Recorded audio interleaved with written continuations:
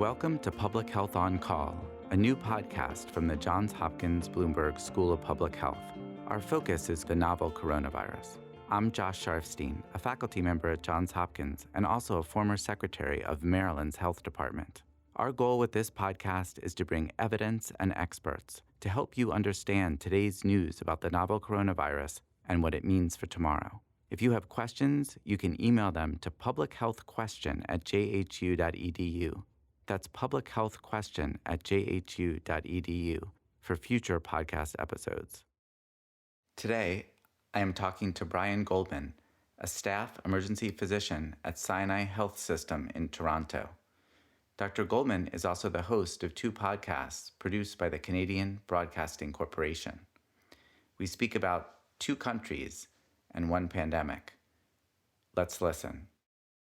I'm delighted to be talking to Dr. Brian Goldman, a Canadian Emergency Department physician and a podcast host about the COVID-19 situation. How are you doing today? Well, I'm fine. I'm safe. I am practicing physical distancing. I'm working from home, and aside from my work in the emergency department when I'm doing shifts, that's one of the few times when I venture out. I run 3 times a week, 10 kilometers. We don't call them miles. We call them kilometers in Canada. And so that's how I get my exercise. And I'm spending a lot more time with my family than I ordinarily would, which is a good thing. Got it. And tell me about what your podcasts have been doing with respect to the coronavirus pandemic. So I have 2 shows. One of them is White Coat Black Art. It's a show about the experience of patients and their families in the culture of modern medicine. And more recently, we launched The Dose. That was in February. The Dose is medical information that you can use to help you make better decisions about your health. Both of those shows, once the WHO declared COVID-19 a pandemic, we pivoted to basically covering COVID all the time. And so on White Coat Black Art, we've discussed, for instance, the plight of long-term care residents, residents of long-term care homes who have been disproportionately affected by COVID-19. We've done stories, for instance, about what's happening to the people who were supposed to be receiving cancer surgery or joint replacement surgery or cataracts, and they were all put on hold because of the coronavirus, particularly people with cancer. And how are we going to address that backlog? How's the system going to address this growing backlog of people waiting for cancer surgery? The fact that we instituted in Canada, more or less right across the country, a no hospital visitor policy. What's that like if you've got a critically ill loved one in the intensive care unit and you're not allowed to visit? So that's what we did on White Coat Black Art. On The Dose, we started in February with questions like, is my BMI too high? Or should I even care about my BMI? Or should I take a tablet of aspirin a day? As soon as we got to the coronavirus, we're asking questions like, should I take hydroxychloroquine or chloroquine because the president of the United States seems to be touting it? What about Kaletra? What about remdesivir? And what about this vaccine? Is it going to come? And people talk about testing. Why are we doing that? And what's flattening the curve? What's that all about? So we answer very basic questions about COVID-19. There are a lot of them out there. There are a lot of questions. They never end. Yeah, we have a feature where people can email us in questions, and we've gotten thousands emailed in here. So it sounds like you've been watching pretty carefully this pandemic in Canada.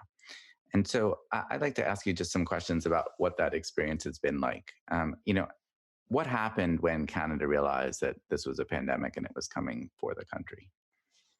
Well, we, like a lot of other countries, we recognized in stages, and I can tell you the exact collective moment when I think the country began to be aware that there was a problem, and it might surprise you. It wasn't really a Canadian development.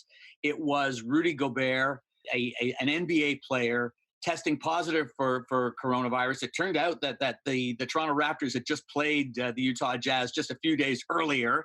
So the idea that team members could spread it to one another readily, that they stopped NBA games right there, and then of course we're a hockey country, and so the National Hockey League stopped right there. And I think the public said, "Whoa, what just happened?" And that same week, you may recall, Tom Hanks announced that he and his partner Rita Wilson had both tested positive in Australia, and people thought, "Wow, this is an international thing." And I think it happened just before the pandemic was declared by the World Health Organization. So we start like it's interesting because we were starting to make preparations in hospitals in Canada to deal with the coronavirus, beginning to slow down elective surgery, non-emergent surgery, and and really it became real for us when the Prime Minister Justin Trudeau announced that we were going to restrict visitors from the United States. And in fact, we had known in public health circles and in medical circles that we were getting more cases arriving from the United States than from any of the other index countries like Italy, Iran, China at that point. And so really, as somewhere around the time that the pandemic was declared, the Canadian government took very strong action. And that involved like stay-at-home orders, for example. Yes, and they weren't orders; they were strong recommendations. And the prime minister came on to national television every day at about 11:15 a.m. Eastern time, and issued bromides and announced a lot of it was economically based, announcing programs to assist workers who could not work. And you have to remember that uh, the federal government has responsibility for some public health responsibility, defense, trade, but much of the administration of the affairs of ordinary Canadians occurs through the provinces. So the provinces had to cancel elective surgery. The provinces had to order businesses to close. And they had interesting definitions for essential businesses.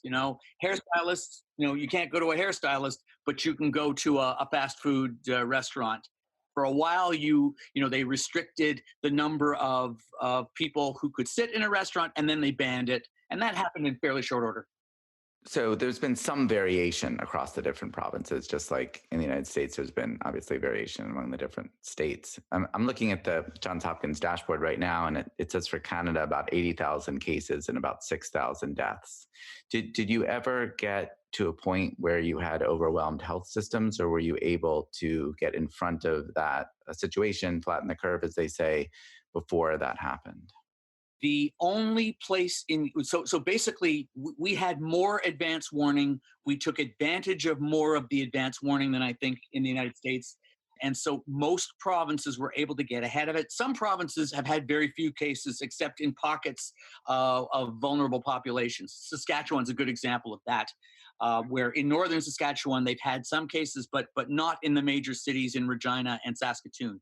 The only province that has had a period of being overwhelmed is Quebec, and it's the city of Montreal. The city of Montreal has had not only large outbreaks in long-term care facilities, it's also had outbreaks in hospitals, and hospital facilities were overwhelmed. Now, in compared to other provinces, that system, the system in Montreal, the emergency departments and the hospitals are relatively overwhelmed under the best of circumstances. So a flu season can have a devastating impact on hospital care in Montreal, and it was even worse during COVID-19. And that was very different from other provinces. My own hospital, Sinai Health System in Toronto, we prepared for an avalanche, a tsunami of patients with severe COVID-19 that frankly never happened, and we were never overwhelmed. Now they had to procure more beds, more staff, more ventilators. We did it.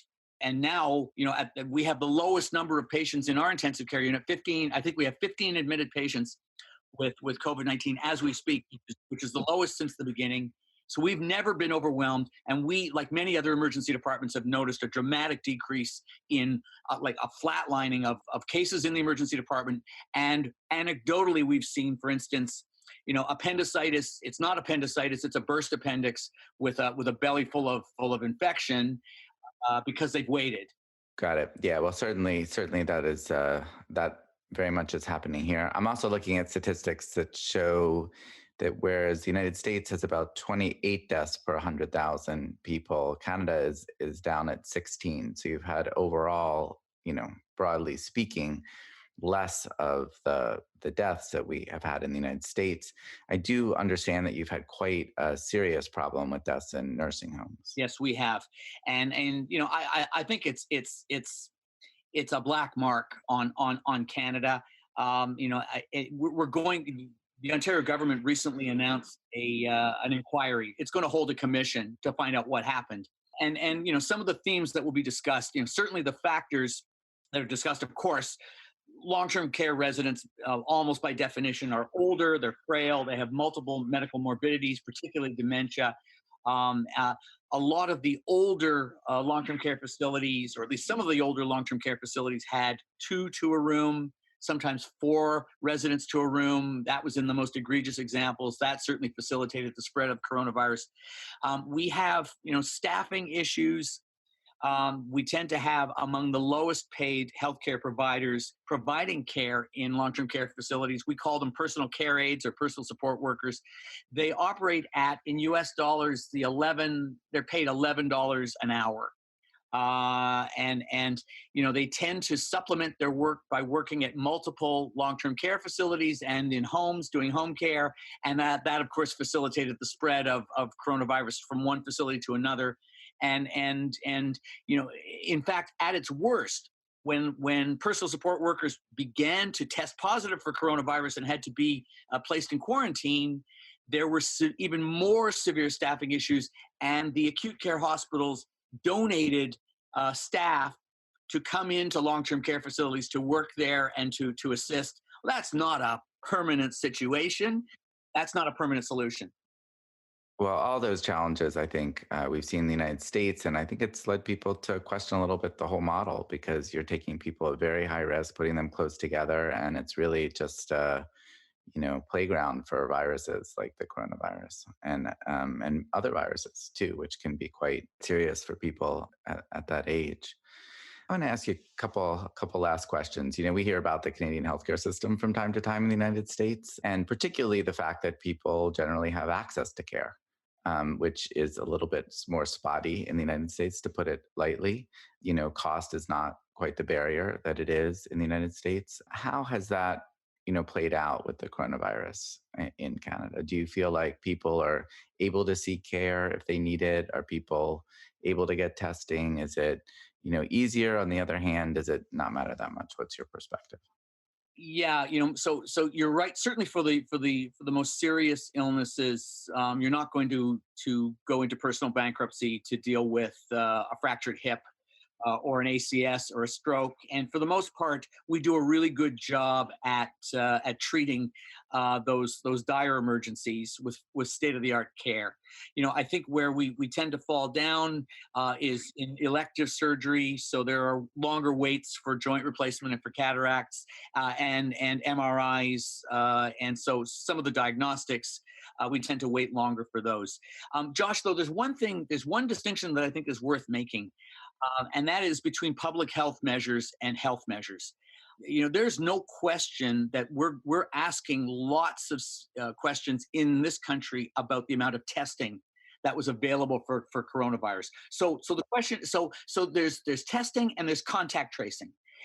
And I think that, and so, certainly if you go to an acute care hospital and with symptoms of COVID-19, there were plenty of patients who received care and assessment but didn't get coronavirus testing, specific testing, because the testing was being rationed by the province because they didn't have enough test kits, and even when they had enough test kits, they didn't have sufficient contact tracing, so that you didn't have the personnel to go quickly and give people the results and start asking, who have you been with, and we're going to contact them. And I think without that, opening up the economy and reducing social distancing, physical distancing is going to be fraught with the risk that we're just going to unleash COVID-19 again. So you feel like there's still some gaps both in testing and contact tracing? Absolutely, yes. Yeah. So it sounds like what you're saying is the public health response has been, tough to get off the ground in Canada, just like it's been here in the United States. On the treatment side, people don't worry too much about cost when headed to the hospital. So that part of it hasn't been maybe as much of an issue as it has been here. Yeah, I think that there are lessons to be learned, and certainly between now and the predicted second wave, in December, January, February, we've got some time to build up some resources. But we would have saved billions of dollars had we had state of the art testing from the beginning. Now, the province of British Columbia did better, head and shoulders better than other provinces, and they've had a much flatter curve than other parts of Canada. What do you attribute that to? Vigilant public health, instituting measures, barring visitors from the United States quickly, making statements that we don't want, and they have very heavy traffic from Seattle, from the Pacific Northwest of Vancouver. So they instituted these measures sooner and did much more vigorous testing and tracing of contacts than other provinces. Got it. Okay, so here's my last question. Another point of comparison between the United States and Canada. Coronavirus has become enmeshed in U.S. politics in different ways. That would be putting it, delicately. And I don't just mean the elected officials. I mean at the community level. Some people deciding that whether you believe in the coronavirus and the measures being used against it, it can divide whether you are one party or another. Have you seen that level of, politics in the coronavirus response, or some similar level of, similar shadow of that in Canada? More generally, I'm kind of asking whether the country is coming together or splitting apart. I think that overall, by a preponderance of 55 to 60%, so it's not overwhelming. I think the country has come together, and that is the approval ratings for the government, which is a minority government, are high, and there's great approval for the money that's been sent out to Canadians who are out of work, who students. They've addressed each of the gaps, and it's not a complicated formula of payments, so that's good. But let's not forget that there are forces in this country. There were attempts to discredit the chief medical officer of health, Dr. Theresa Tam. That was quickly dampened, but certainly that was floated by the opposition party, the Conservative Party of Canada, and that tells us that there certainly are forces that are similar in Canada as in the United States, but not to the same extent. Great. Well, I really appreciate your taking time from both your clinical work and your podcasting work to share a little bit of your experience here. And thank you very much. I've enjoyed it. Thank you. Thank you for listening to Public Health on Call, a new podcast from the Johns Hopkins Bloomberg School of Public Health. Please send questions to be covered in future podcasts to publichealthquestion@jhu.edu. This podcast is produced by Josh Sharfstein, Lindsay Smith-Rogers, and Lamare Morales. Audio production by Niall Owen McCusker and Spencer Greer, with support from Chip Hickey. Distribution by Nick Moran. Thank you for listening.